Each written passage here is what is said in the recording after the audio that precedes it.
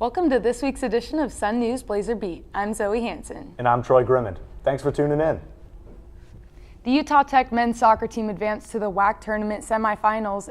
In the first matchup of the tournament, the Blazers faced San Jose State University after losing to them in conference play 3-0.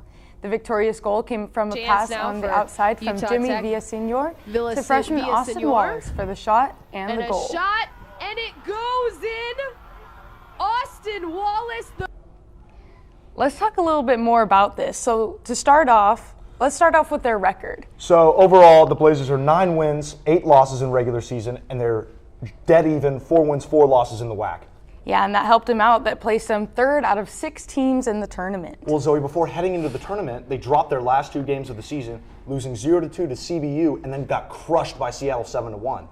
And CBU and Seattle University are both ranked higher than our Blazers in the tournament. I mean, despite those 2 losses, it helps that they didn't have any ties because wins got them 3 points, ties got them 1 point, and losses got them 0 points. So that really helped them keep a high spot in the tournament. How about the breakdown, though, in terms of where the Blazers stand? Yeah, so let's take a look at this. So Seattle University had 7 wins, no ties, and 1 loss. So they killed it.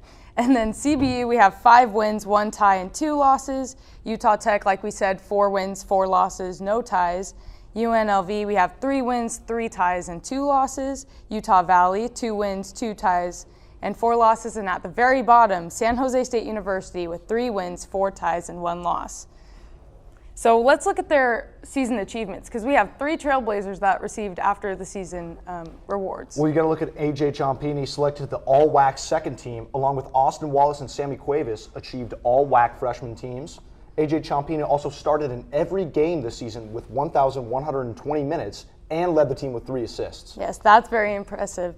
Also, Cuevas led the Blazers in shots on goal and scored back-to-back game winners against UTRGV and UVU.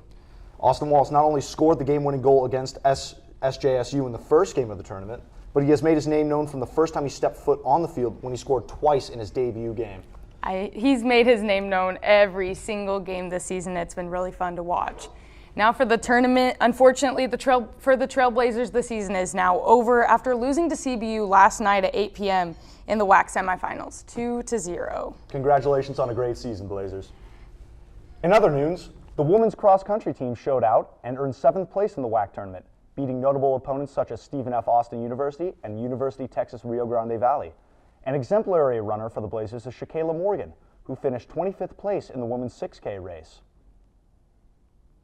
The men's team had a great showing at the WAC tournament, taking 5th place in the men's 8K event.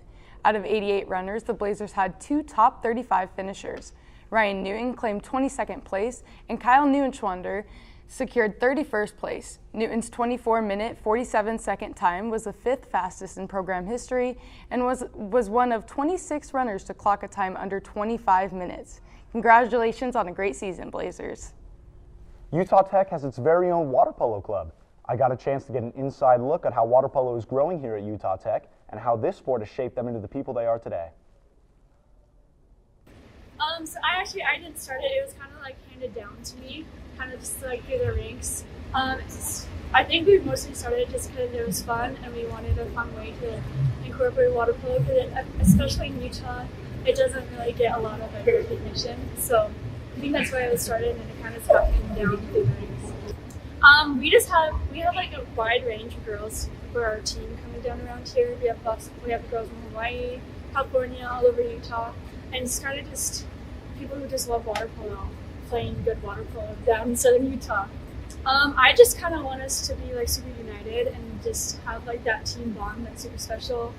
I think by having a team bond and really sets the team apart, I feel like we'd be super good. Yeah, just keep your head up, and it seems super hard at first, but it's super awesome, and if you keep sticking with it, you're gonna make some great friends and have a great time.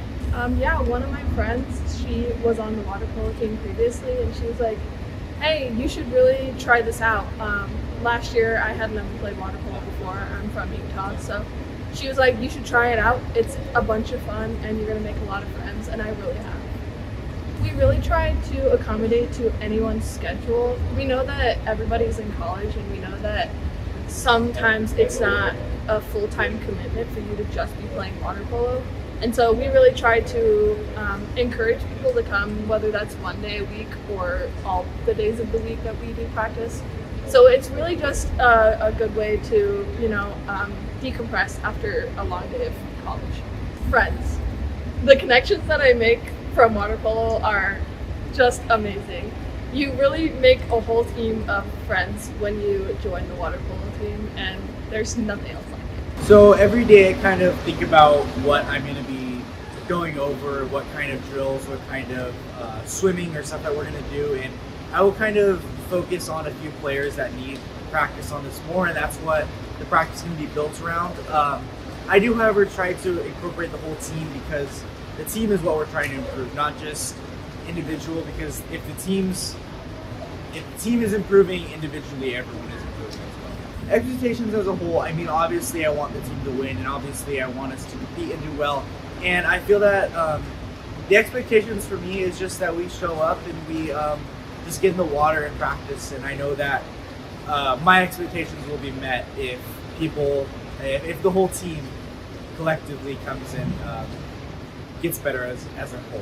I just want the game to be fun. I want them to enjoy the game, and I know that it's a lot more fun when you win. So obviously my goal is to win but all in all is to have fun. And if people aren't having fun, there's no really point to playing. So swimming in itself is a full body workout, let alone water polo. You are swimming back and forth and also have to make sure that ball stays above the water. What do you think about this? Well, obviously it's a physical and mental stress on the body, so water polo is one of the hardest sports ever to play. But what I took away from their club is that they're having fun while doing it, which is something I didn't really experience when I played back in high school. It was usually just go, go, go, go, go, no time for fun drills in there. But I love that they're trying to make the game fun and accessible for everyone at this school. I agree. Blazers football dropped to a 2-win, 7-loss record after suffering defeat to Abilene Christian 7-24.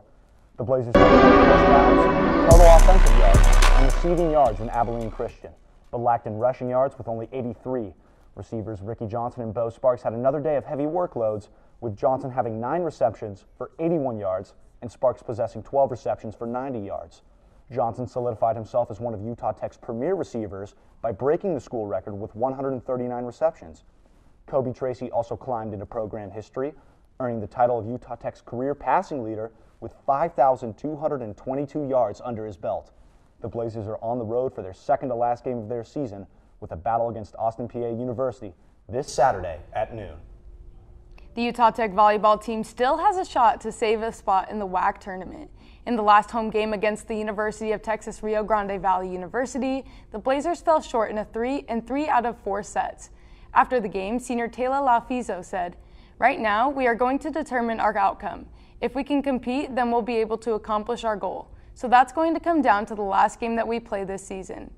The Blazers lost against SUU in the game on Monday night and will take on Seattle University tonight at 7 p.m. at the Red Hawk Center. Well, you heard it from Taylor, Zoe. I mean, for women's volleyball, it is do or die moment. What do you think right now? Do you think they're going to pull it off? I really hope they can.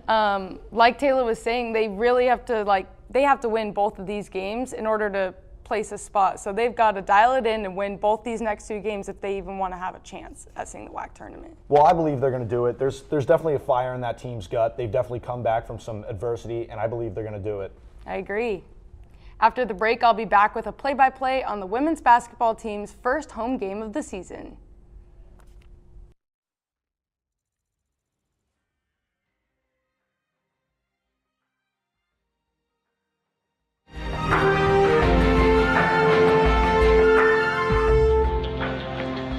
What if the end of the trail is just the beginning?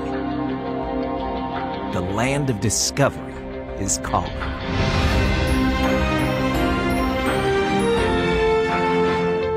Rise to it. Hey world, I have a quick message. It's about safe driving. All right, let's go.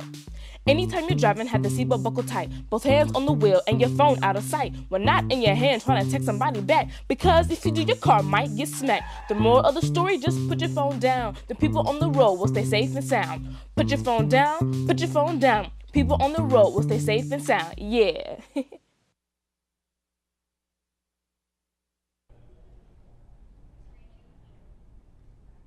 The Utah Tech women's basketball team set the school record of single game points in the home opener against the University of La Verne, 116-59. The previous record was 112 points, and it was also in a home game against the University of La Verne last season.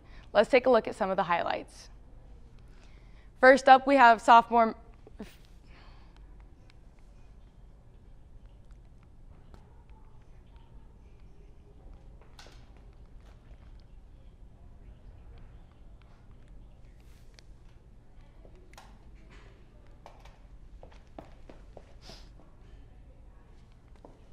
First up, we have sophomore guard Maddie Warren. Warren missed all games last season and the last 18 games of the 2021-2022 season due to an ACL injury. Starting this season strong, she scored double digits with 16 points and a career high of 8 rebounds in 30 minutes. Next is senior Maggie McCord. McCord scored 13 points on 5 of 11 shooting from the floor, as well as 3 3-point shots and 6 rebounds. McCord previously achieved the Utah Tech third all-time career 3-point field goals made with 128.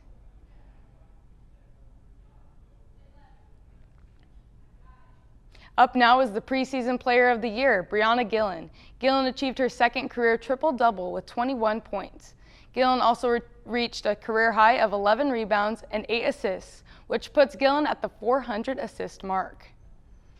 Next is sophomore Macy Warren. After suffering a season-ending ACL injury last year, Macy is back on the court and just fell short of her first triple-double with 19 points. Warren hit a career high of 10 assists, 7 rebounds, and 3 three-pointers.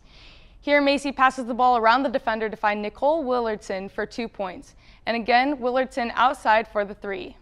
Last but not least is freshman Kaylin Dallas. Dallas scored 15 points with 5 for 5 shooting in 24 minutes and recorded 3 three-pointers in her first game as a Trailblazer. And what better way to win a home game than the support of friends, family, Brooks of Bison, and local elementary students. We'll be back after the break with a recap on the men's basketball team's first game of the season. The road to success is not the path you find, but the trail you blaze. Beginning at St. George State Academy, then Dixie State University, and finally, Utah Tech University, this historic institution has risen from the desert as one of the fastest growing, most affordable, safest, and rapidly evolving universities in the nation. Our Polytechnic mission creates hands-on learning opportunities from day one in all of our 200 programs. Through internships, experiential learning, and industry partnerships, I will graduate career ready. Although this journey was not always easy, I know that education is the single most powerful tool to change the world. Disappointments are inevitable and change is inescapable, but difficulties mastered are opportunities won. In Trailblazer Nation, you will not only discover who you are meant to become, but have the greatest time of your life. Go Utah Tech! Not the ideal start the Blazers men's basketball team envisioned as they dropped their season opener against Santa Clara 69-77. The Broncos outplayed the Blazers in every aspect of the game, shooting almost 50% from the field. Although the Blazers' Eric Demings and David Elliott combined for 41 points, it wasn't enough to beat this Broncos squad. Jacksonville State University is next on the list for the Blazers as they travel to Alabama and are slated to face off this Saturday. Well, the basketball team still has a lot of games left to get going. They have a lot of new faces and no seniors this year, so it's going to take a lot to get used to, but they still have a lot of games to get up there. That was exactly my thought, and of course they already have 2 players combining for 41 points on their opening game. Imagine when the rest of the 5 players start performing, or sorry, 3 players when 2 are performing. Yeah, it's still fresh, but they got time. And that's it for this week's edition of Sun News Blazer Beat. Thanks for tuning in. We will see you here next week, same time, same place. Have a great week, Trailblazers.